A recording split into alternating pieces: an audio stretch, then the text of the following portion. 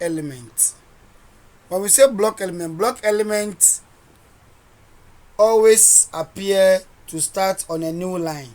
We've given a lot of examples of what block elements. They start on a new line. Okay, an example include the heading, the paragraph, the unordered list, and then the list.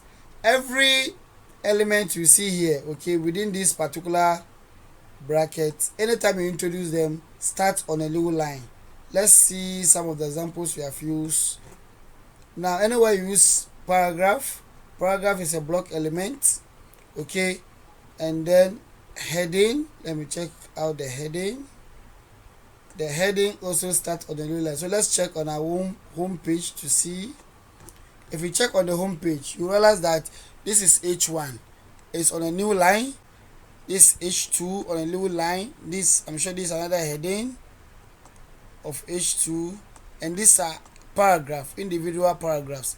Even if the space or the margin is not occupied, anytime you use another paragraph element under this particular paragraph, it is going to start on a new line. So that's what we call block elements.